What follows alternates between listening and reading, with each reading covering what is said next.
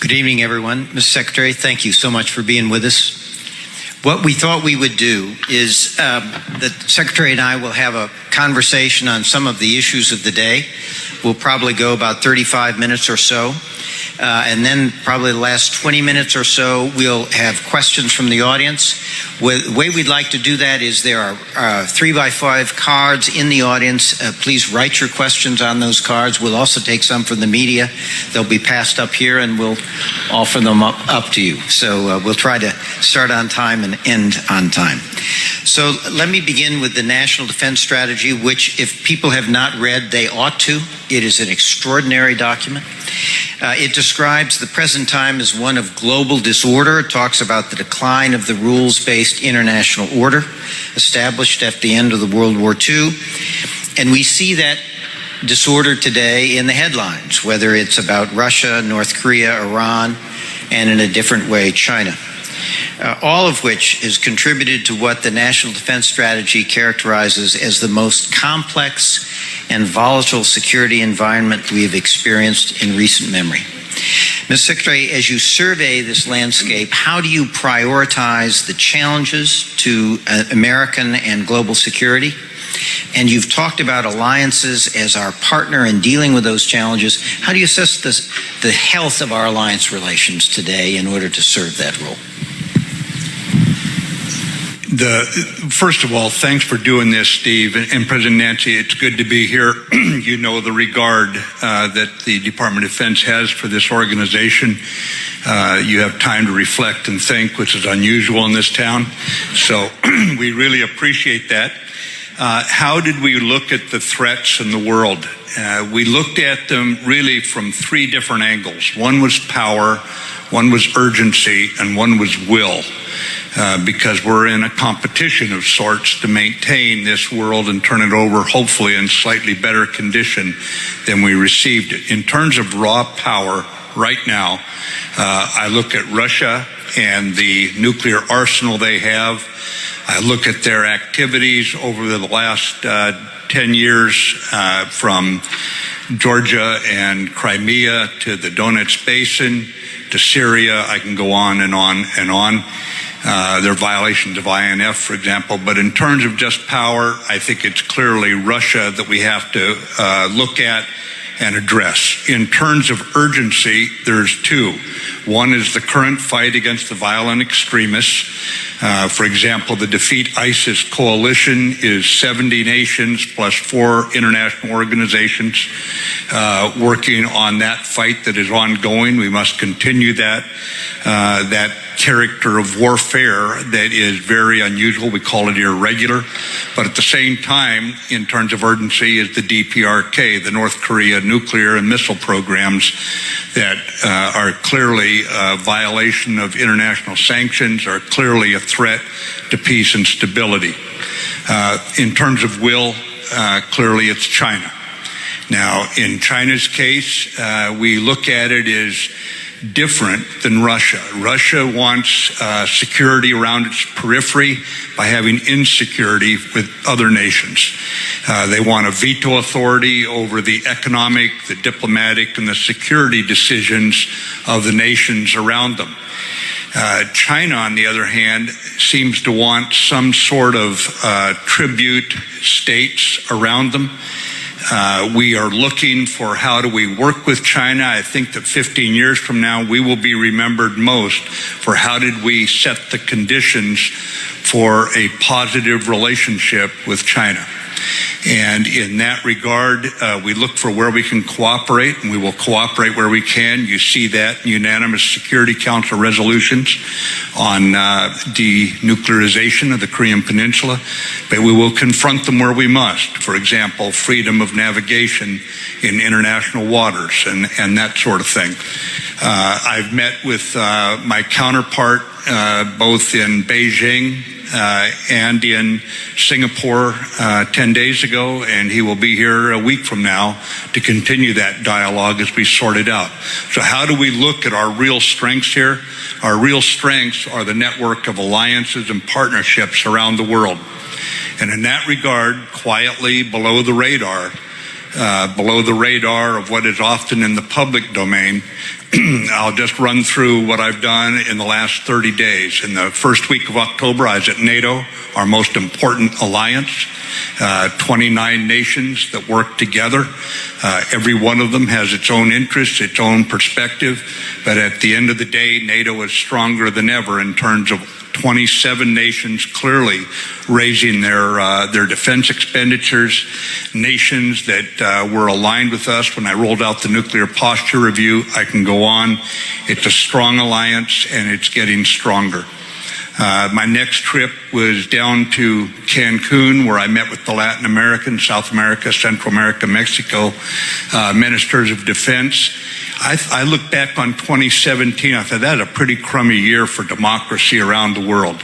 Not so in South America, not so in Central America, not so in Mexico. Imperfect it may be, full of economic headwinds. Clearly the American appetite for drugs and European is dumping a lot of money in that corrodes their institutions. But democracy is alive and well. They're holding elections. They don't know who's going to win. That's the way it should be in a democracy. And it's going well down there. First time I heard my position described as being minister, you'll love this, President Nancy, minister of peace, not minister of defense. And then I just got back went out to Singapore, met with ASEAN 2 weeks ago. Where we are welcome, where many nations in private will tell us why they need us engaged out there because they're concerned about what China is doing and the piling of massive debt, to quote Prime Minister Modi, on nations that they know, China knows cannot repay it. And then you see what happened in Sri Lanka, where they lost sovereignty over their own harbor. And one of those issues I'll be talking, obviously, with my counterpart about here in Washington shortly. And then 2 days ago, I got back from the Manama Dialogue in the Middle East, where we were talking about how we move forward on a security architecture that maintains peace, or what passes for peace right now in the Middle East, and restores peace in several key areas, Yemen being foremost, obviously Syria moving towards the Geneva process against Russia's example, frankly. But we're at least all on the same sheet of music about it. So there's a quick rundown on how I see the threats and what we're doing with the alliances and partnerships. Thank you, Mr. Secretary. Let me shift to another problem, which is, I know, on your agenda. Congress charged the USIP to convene a task force on extremism in fragile states to try to address the root causes of violent extremism, a big task, needless to say. In its recently published interim report, the task force noted that the time is right to adopt what the 2004 9/11 Commission called a preventive strategy that is as much or more political as it is military. How do you see the military's role in a strategy for dealing with violent extremism where non-kinetic measures focused on strengthening fragile states and building resilience are the priority? As we look back over these difficult years, we just recognized the anniversary, the 35th anniversary of the attack on the French paratrooper barracks and the U.S. Marine peacekeeper barracks there in Beirut 35 years ago last week. And you look at what has happened since that time, you recognize that in most cases, the breeding ground for this is not something that can be addressed by the military. Our general view is that State Department has the lead with AID, and we lead with ideas. We lead with the example of our own country, and we work with like-minded nations in this regard. My personal view, during the 3 years I was out of the Marines and I was on a university campus, had time to think about what had happened, I believed that the U.S. foreign policy had become militarized, and so I come back into this job, and my view was that we had to have State Department in the lead, and the military had to be an enabling, supporting element to this, because you simply couldn't shoot your way out of this problem. At one point, I was frustrated enough with some aspects of State Department's budget that in my testimony I said, if you don't fully fund, up on Capitol Hill, my testimony, if you don't fully fund the State Department, please buy more ammunition for me because I'm going to need it. As a rather blunt way of saying why we needed to keep America's foreign policy and our diplomats foremost in this effort. But at the same time, I have also dealt with this adversary that we're up against in the Middle East since 1979 in one form or another, and I've watched it morph since that rather eventful year in the Middle East. And it is very clear we are going to have to get better with our allies on the military side, feeding information to police off the battlefields and collaborating together so that we buy the time for diplomats to amass the larger effort. And it's going to take a big effort to blunt this hate-filled enemy, because I'm under no illusions about what they're like. They did not arrive where they're at through a rational process, and in some cases, too many cases perhaps, we're going to have to deal with that in a military and police manner. But the next generation, we're not going to address in a military manner. We have to address that one with education and economic opportunity. We have to give people hope, and hope cannot be unilateral anywhere in the world.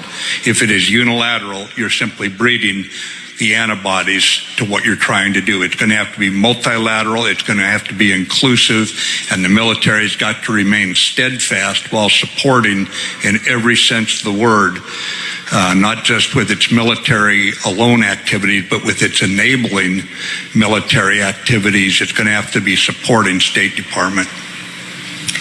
Let's follow up, if we can, with a specific example. In Afghanistan, the U.S. South Asia strategy called for a political settlement to the war in Afghanistan that protects the U.S., its friends and allies from transnational terrorist threats. Key to this strategy was increased support for the Afghan National Security Forces, including more robust U.S. counterterrorism operations. More recently, Ambassador Khalilzad was appointed to lead a diplomatic effort to initiate talks between the Taliban, the Afghans, and the United States. So how can our military strategy and operations in Afghanistan support and not undermine the peace effort? And do U.S. and NATO military forces have a role in Afghanistan after a peace agreement is reached? Well, any U.S. military coalition role after the peace is reached would be conditions-based, worked out with the Afghan government, depend on the threat.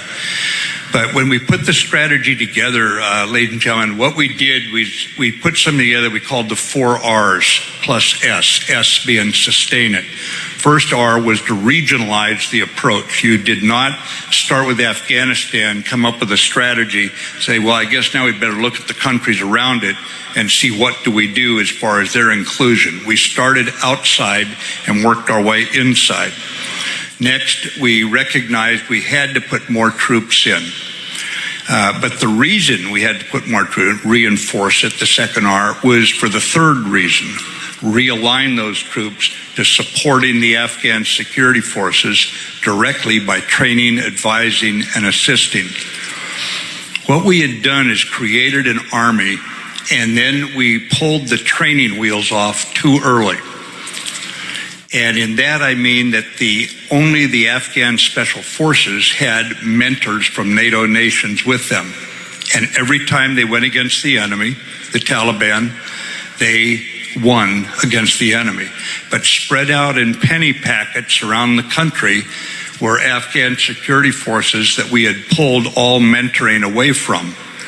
So we were going to look at this as a regional problem, reinforce the troops and realign them so that more Afghan forces had our mentors with them with NATO air support. As you know, for those of you who've been there, when you fight in mountainous country, the high ground is very tough ground to take if the enemy's got it. With NATO air forces overhead, no longer prohibited from supporting the Afghan army, and I did say prohibited from supporting them, we would be able to always own the high ground, and that changes the tactical situation. It is protection of the people is what we are trying to do there. So in some cases, we surrendered ground where few, if any, people lived, since it's not a matter of militaries holding ground. The Afghan lads are doing the fighting. Just look at the casualties. Over 1,000 dead in August and September, 1,000 dead and wounded in August and September, and they stayed in the field fighting, and the Taliban has been prevented from doing what they said they were going to do, which was to take and hold district and provincial centers, also disrupt an election that they were unable to disrupt. But the most important R was the fourth R, reconciliation. And on that, you saw Ambassador Khalilzad has been presented with the portfolio. He's working it.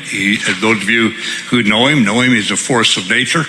And he is hard at work on this, on an Afghan-led, Afghan-owned peace and reconciliation effort. So this is the approach we're trying to sustain right now. It is working from our perspective. What is heartbreakingly difficult to accept is that progress and violence can be going on at the same time. And I understand those who are disheartened by this, but we never thought in the military this was going to be an easy job. But we are there because if we want to protect ourselves from what happened on 9/11 and so many other countries, this is worthwhile. So that's where we're at right now. The president, when he put this forward, I can guarantee you that he challenged every assumption, he challenged every sentence, he challenged every aspect of what we were going to commit to, and it was a very robust discussion in every sense of the word. As allies realized we were going to stay, what had dropped from 50 nations in the fight to 39 has now reversed. We're back to 41. By the way, the two nations that rejoined are both Muslim, Arab Muslim nations. And we also have over 1,000 more troops coming from our partner nations and NATO allied nations that have been added in addition to the 3,000 that we added when we reinforced the force there. So right now, that's the way we're going forward, but the goal is reconciliation, and Ambassador Khalilzad has been a very welcome addition to the campaign. I want to switch to Syria, if we can. USIP has been advising the 10th Mountain Division during its missions in Iraq and Syria over the past year, as the United States and its coalition partners seek to decisively defeat ISIS and prevent its reemergence. We also see in Syria a despotic regime, sectarian strife, humanitarian disaster, and great power competition in terms of Russia and, of course, Iran as well. In February of this year, U.S. forces found themselves in a firefight with Russian contractors that left as many as 300 Russians killed and wounded. How do we sort out and how do we think about complexity of this sort? And what are the lessons learned from how to confront challenges in non-state actors like ISIS in fragile states while meeting the threat from great power competition at the same time? And how do we operationalize deeper cooperation, as you talked about, among our diplomatic, defense, and development establishments to respond to these complex conflict situations? Well, no one said this is going to be an easy evening, you know? But this is a tragedy that has grown beyond my ability to articulate it. I've seen the refugees in the refugee camps, and I've seen refugees in Bosnia. I've seen them in Southeast Asia. I've seen them in Africa. I have never seen refugees as traumatized as coming out of Syria, not even close. If it were not for Russia's regrettable vetoes in the United Nations that marginalized the UN, I think we would never have gotten to this point. And certainly if it wasn't for the Iranian regime, not the Iranian people, the Iranian regime giving full support to Assad, he would have been long gone. And when that support was not even sufficient and Mr. Putin came in, we see the reason that I think eventually Assad will have to be managed out of power. I don't think any election run under the auspices of the Syrian regime is going to have any credibility with either the Syrian people or with the international community. But what have we learned along the way? One point I would make is it has been a partner, a non-state partner, the Syrian Democratic Forces, about 50-50 now between Kurd and Arab, that has done the bulk of the fighting in Syria. Remember that at the same time, the Iraqi security forces and popular militias were fighting in Iraq. When we came into office with the administration, we reviewed the situation and determined that we would have to change what was going on. I had gone early to NATO and sat down there in Brussels with my counterparts, talking about a host of issues in Syria, Iraq, and ISIS loomed large.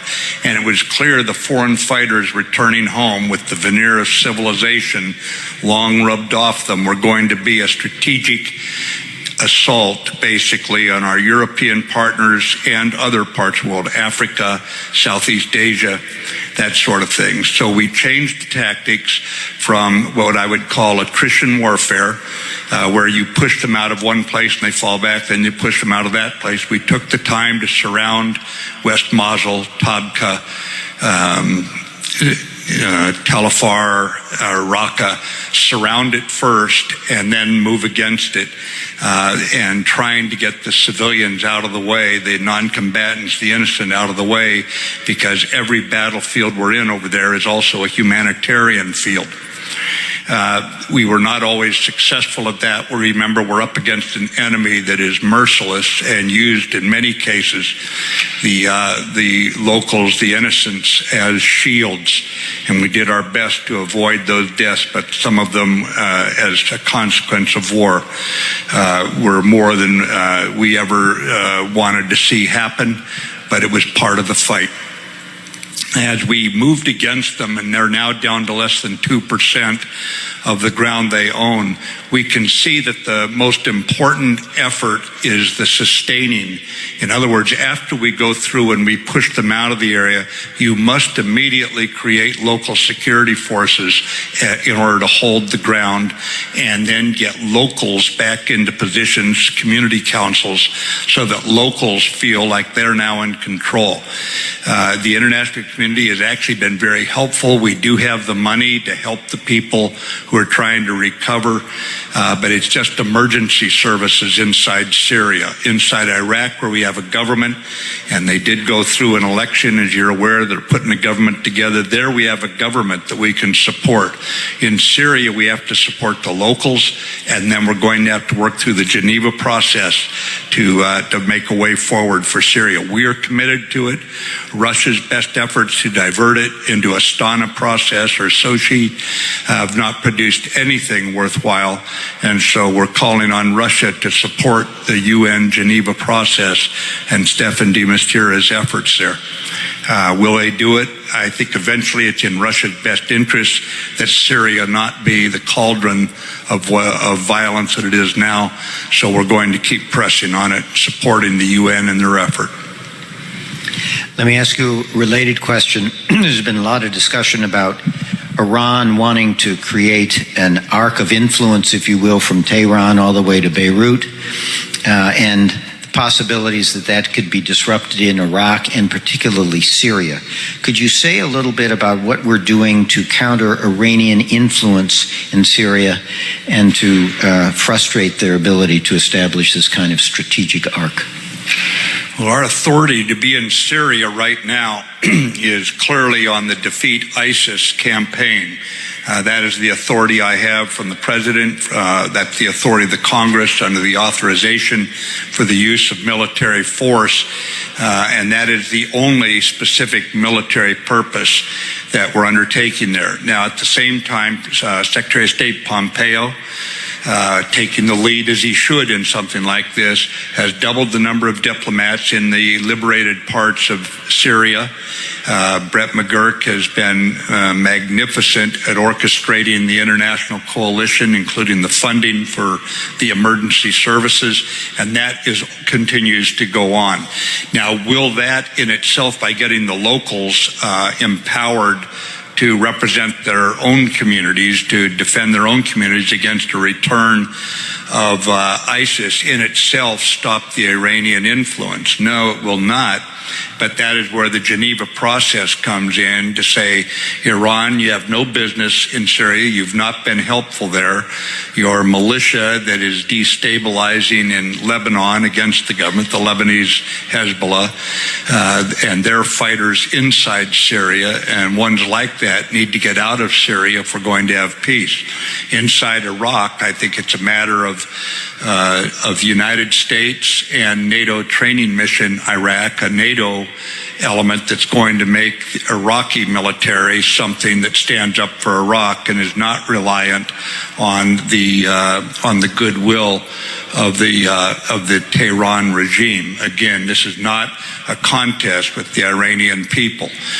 This is a senseless war for the Iranian people to be in Syria or to be trying to make Iraq into a rump state of Tehran. It's not going to work, and it's just wasting a lot of the resources that would help the people in Iran if that was not a revolutionary regime, if it was really a government that cared about its people. So it's more about the long-term view than anything we're going to do with the U.S. military to rebuff the Iranian influence in those places. That is best led by diplomats and political leaders who represent their own people, and our diplomats and the international community supporting them. Let me ask you one other regional issue, and then we'll move to a couple other questions that come from the audience. One area where we see increased challenges in managing partnerships is in the Red Sea. For example, in Djibouti and along the coast of Somalia, Eritrea, and Sudan, there's a proliferation of military bases and deployments sponsored by the Gulf states, Turkey, China, and other external actors. How do you see this region? What priority does it have for you, and what is the administration's approach? Yemen has had more problems than any people deserve to carry, and we're calling on all the parties, specifically the Houthis and the Arab coalition, to meet in Sweden in November and come to a solution, not talk about subordinate issues, about what town they're going to meet in or what size the table is they meet around, but talk about demilitarizing the border so that the Saudis and the Emirates do not have to worry about missiles coming into their homes and cities and airports, and ensure that all the missiles that Iran has provided to the Houthis are put under international watch in parks somewhere where they can be kept accounted for, that sort of thing, as we set the conditions for a return to traditional areas inside Yemen and a government that allows for this amount of local autonomy that Houthis or that Southerners want. This has got to end. We've got to replace combat with compromise, and we are working as we speak with Mr. Martin Griffiths, the UN Special Envoy. I've met with him myself. Secretary Pompeo is talking to him frequently as we try to amass the international support. We just met in Manama, in the Manama dialogues, and this was brought up forcefully, not just by myself, but by others as well, that it's time to stop this. And right now, what the Iranians have done by bringing in anti-ship missiles and this sort of thing is interrupted freedom of navigation. They are the ones who keep fueling this conflict, and they need to knock it off. They may do it through proxies, as they do so often in the Middle East, but they do not escape accountability for what they're doing through proxies and surrogate forces. We still will hold them accountable. Thank you. The president has said the U.S. is leaving the INF treaty. How does this decision affect the military's readiness plans? How does it affect the role of nuclear weapons in our strategy? And how will it affect U.S. posture in Europe and the Pacific Rim? You know, I was going back through some papers when I came into office, and I noticed that Rose Gottmuller, who is then the Undersecretary of State for Arms Control in 2008, 10 years ago, called out the Russians for violations of the INF. I can go through, matter of fact, I can take 10 minutes going through year by year the efforts of our diplomats to try to get Russia to come back into compliance. Through denial and deceit, Russia has continued not just to do research and development and fielding, but now standing up multiple units that are armed with a weapon that is clearly a violation. And eventually Russia, I believe through a slip, revealed that the missile they said did not exist, it did exist. And once they realized that it was revealed, they then said, but it doesn't violate the treaty. And by the way, you're violating the treaty over some things that we cannot make sense out of.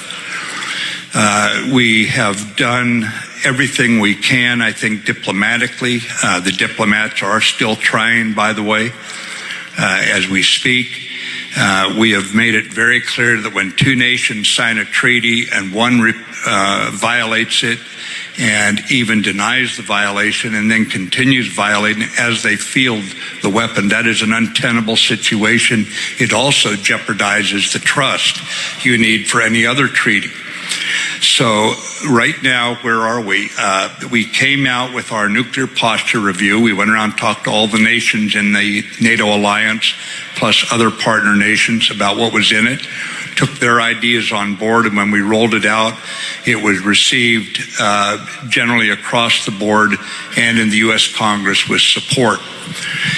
As far as the INF as a follow-on issue, we have briefed the NATO Council and the Nuclear Council in NATO more than once. We have had detailed briefs by our technical experts, and my last time there here a few weeks ago, I said, if any of you have any advice, please send it to me. I want to know what options you can find, because the only ones I see are highly unpalatable. So where are we right now? The National Security Advisor carried the concern directly into Moscow. Secretary Pompeo is engaged with his foreign minister counterparts, and NATO, the foreign minister meeting goes, I think it's December 4th, and this will be, I'm sure, a front and center topic. I was just in Prague day before yesterday, and I met with two of our NATO nations ministers there.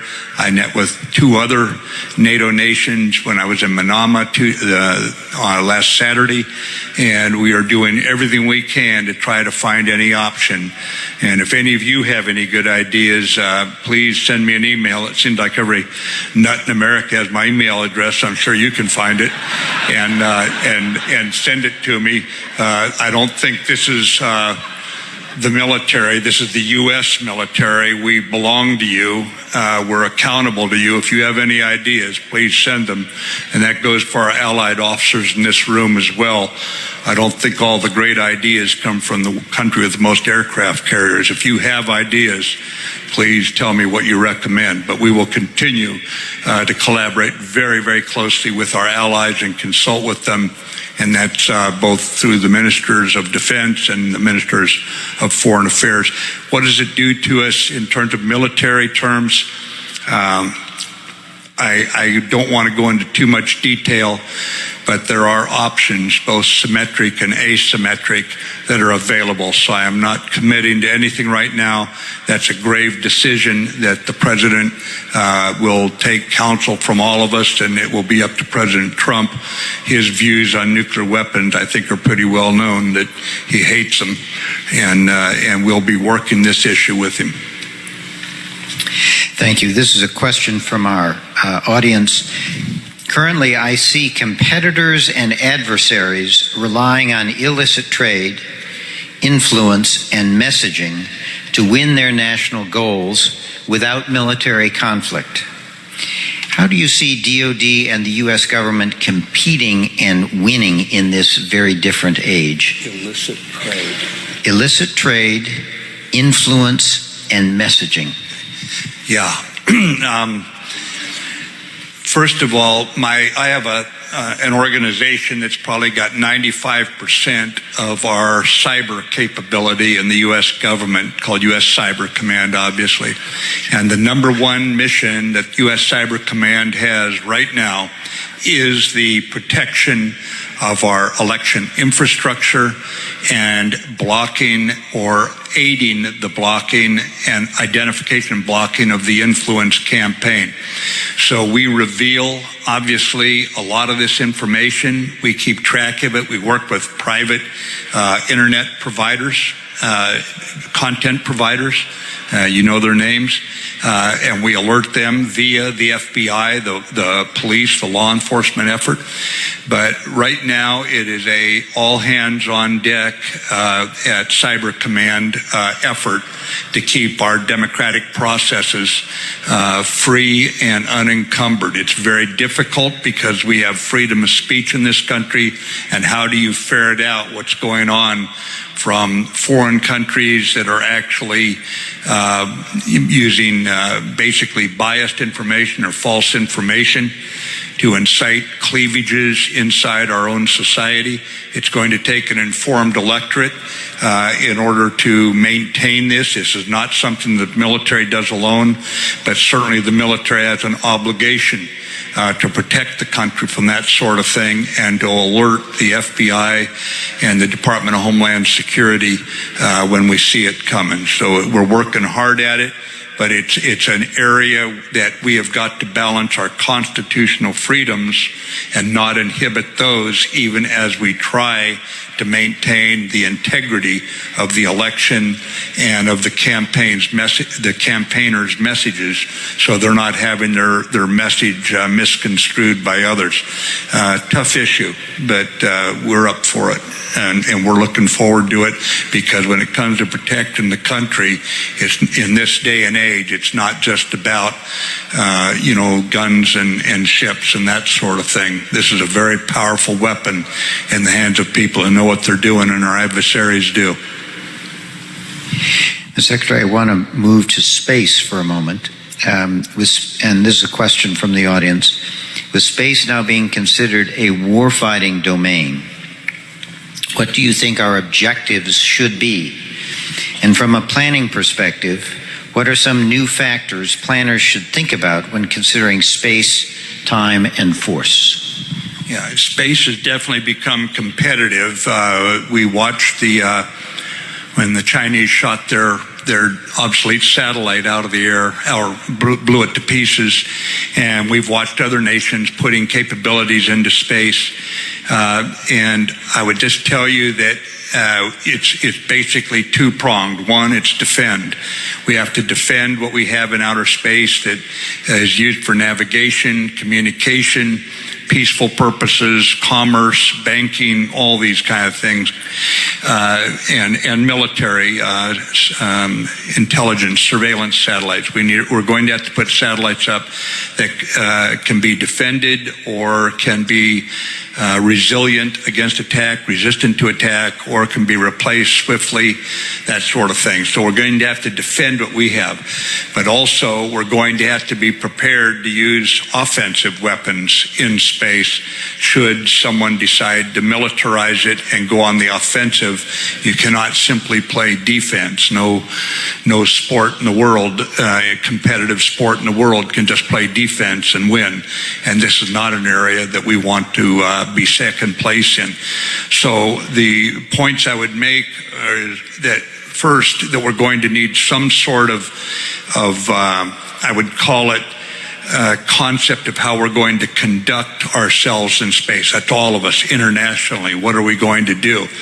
Then we're going to have to recognize if nations are not willing to live by those rules, such as we've seen on this planet down here below, we're going to have the ability to defend and the ability to do offense. In that regard, the president has been very clear that he wants to organize accordingly. So what we will do is put together a command that can compete in space on whatever level an adversary wants to compete, chooses to compete. And then we're going to ensure that we go to Congress with how we believe we can best organize, not for a bureaucracy, but for the capabilities the president and the vice president have rightly directed that we have, so we don't surrender what we do in space, using space for commerce or navigation or anything else. It's critical to our economy. It's critical to our way of life now. We've grown reliant on it. So we're organizing appropriately, and we'll go forward with Congress right alongside us, since they have to enable it with legislation and carry out the president's direction. If you did not see it, the Secretary had some very interesting remarks at the Manama Dialogue in Bahrain about Yemen, about the killing of Khashoggi. And I want to pick up on that thread, and one of the questions that has come from the media. In the wake of the death of Jamal Khashoggi and a continued uptick in civilian casualties in Yemen, do you believe that Saudi Arabia has made a good faith effort to reduce harm in this conflict? And what do you hope to see Saudi and the UAE do to improve as the State Department looks toward another certification of U.S. refueling support to those two allies? Yeah, well, what was referred to the killing of Khashoggi, I'd say the murder of Khashoggi is, I would separate it out from the Yemen situation. That stands unique by itself. The president said we want to get to the bottom. We will get to the bottom of it. And as you know, Turkey has so far provided evidence for every allegation that they have made about what happened. And so no one nation controls all the information. And I spoke to the foreign minister of Saudi Arabia 2 days ago in Manama, and he said there would be a full investigation. Let me swing over to Yemen, separate issue. What we have been providing since the last administration, or in the last administration, we reviewed it when we came in very carefully. In regards to this war that's going on there between the Arab coalition and the Houthis, the last administration agreed to provide certain information, refueling support, so that pilots didn't feel they had to make a hasty decision about to drop or not to drop, that sort of thing. We refuel probably less than 20% of their aircraft. They have their own refuelers, by the way. But what is it that we are pushing for at this point? For months, we have been holding classes on how do you actually establish no-fire areas? What do you do for restricted fire areas? How do you calculate the effects of bombs? How do you then investigate what happened?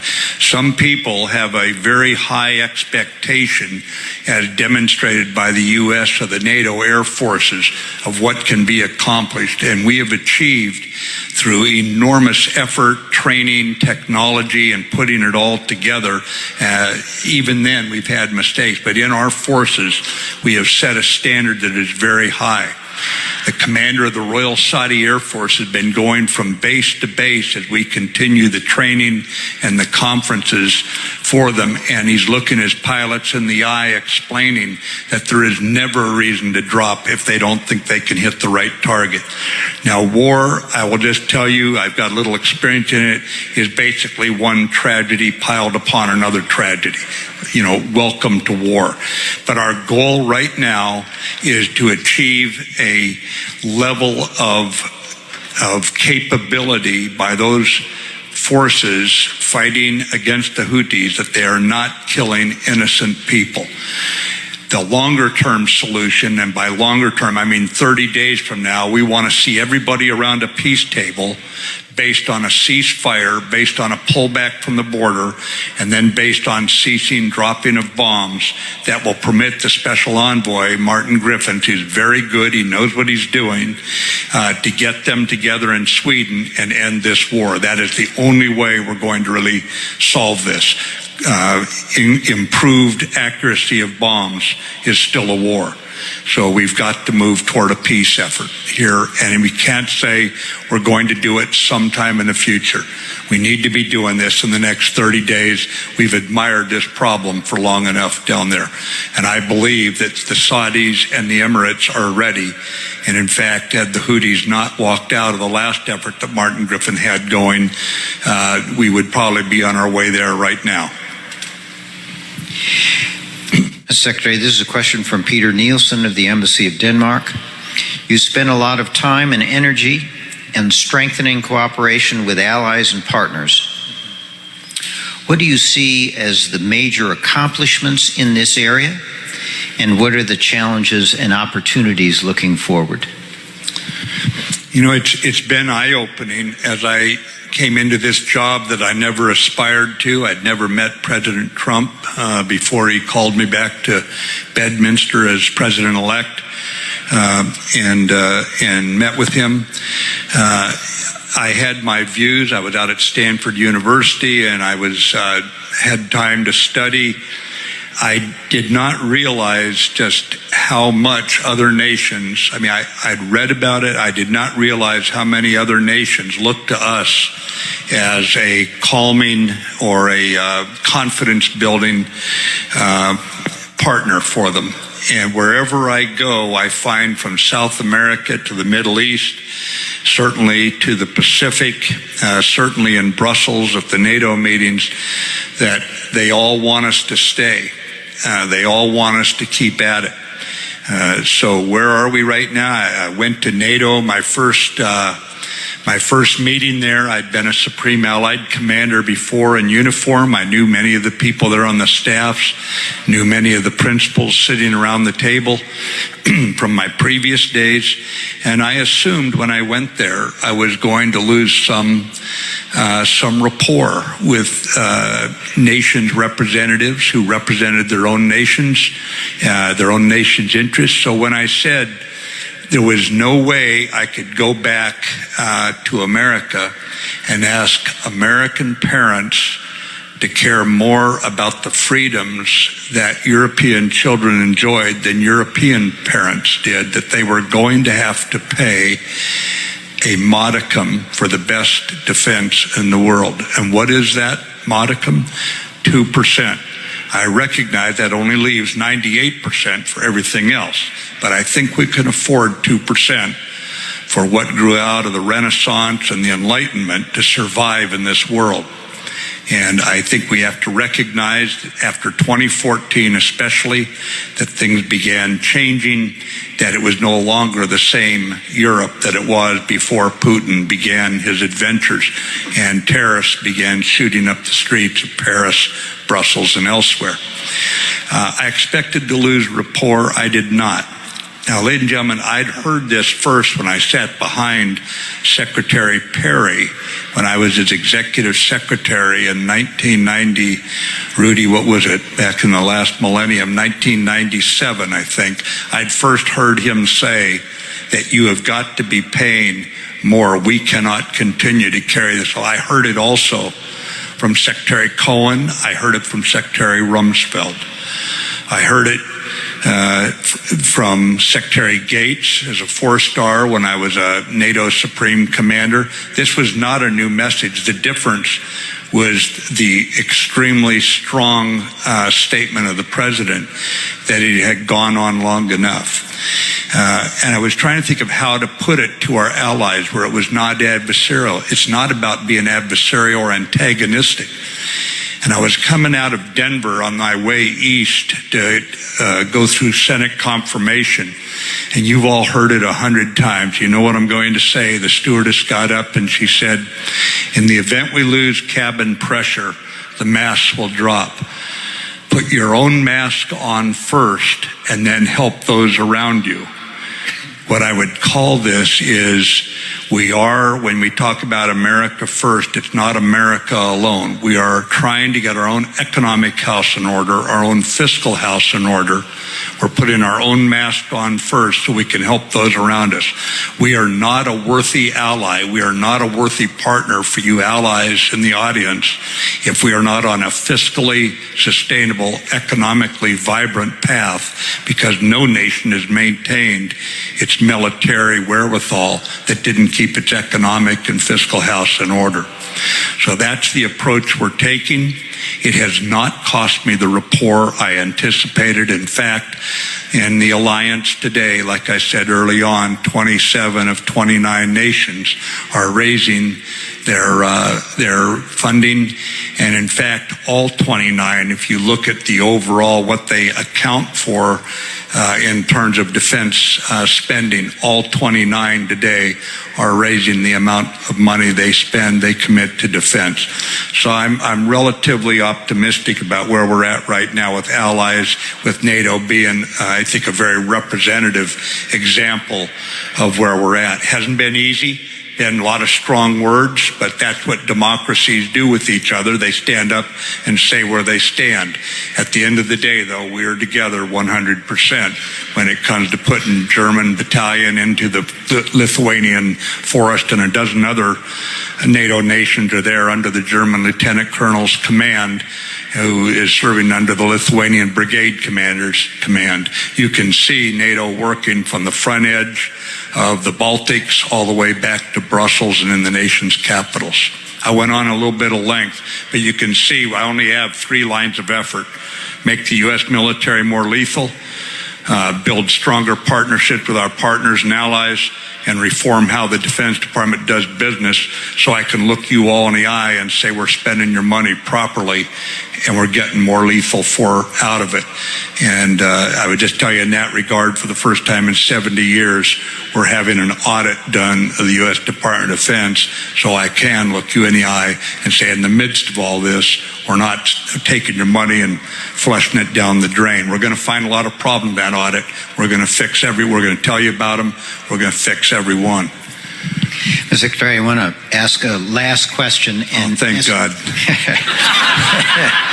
It's been quite a tour of the world, and we thank you for the time. And I want to suggest maybe a 4th line of effort, because when you've talked about Syria and Iraq and Afghanistan, Yemen, and the issue of fragile states we talked about earlier, there are a lot of people who say that if you're going to deal with those kinds of problems, you need, yes, defense, but you need development, you need diplomacy, some would say you need democracy, but in any event, you need some kind of good governance. So are we adequately resourcing all elements of that Pentateuch, if you will? And how are we doing within the government about coordinating all of these so that we can apply them against the challenges that we see in fragile states that are so often a source of conflict? Well, we can always coordinate inside the government better. As we look back in history from that nasty argument with King George III, we decided to set up a government that could never be a king over us. It would not be efficient. And we set it up intentionally that 3 different branches of government would be co-equal and compete, and one of them had a bicameral legislature just to add a little more fuel to the fire. So for those of you who are our allies, partners in the room, who we frustrate often, I would just tell you we are accomplishing the very purpose of our founding fathers, because we frustrate ourselves even more. So we can always collaborate better. One thing that Bob Gates, when he was Secretary of Defense, Dr. Gates used to say to us, the only thing that allows government to work at the top levels is the trusted personal relations between those at the top. And for all you young people in the audience who wonder sometimes about going to work in the government, if you put others first, if you decide to go into government, don't forget what Dr. Gates said, a longtime civil servant. Because we can make this experiment in democracy work, but we're going to have to work together on it. And we need young people to come in to do it. We can always collaborate better, and a spirit of collaboration has always got to be there if we're going to make it work. I don't know, when you said, are we providing enough in development funds? You know, in Germany, they have to provide for every dollar that goes into national defense, they have to provide $1 to development funds. In Norway, they have very robust efforts to teach good governance and reward it with development money. It's a very disciplined process. My point is, one of the reasons we need allies in this world, it's very simple in history. Nations with allies thrive, nations without them die. Our allies have many of these issues worked out in a much more coherent manner because their programs are developed from the ground up in a much more, I would call it, less complex government than we have, and a smaller government, so it's easier for them to apply their resources in areas that we can come in and reinforce what they're doing.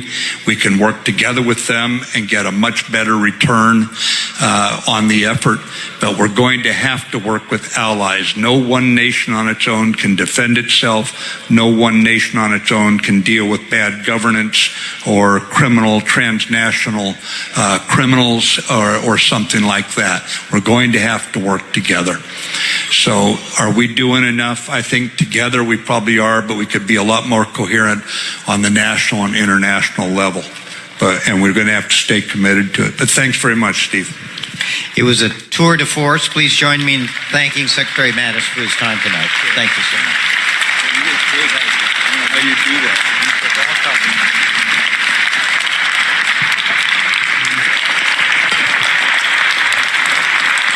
Ladies and gentlemen, please remain seated until the official party departs.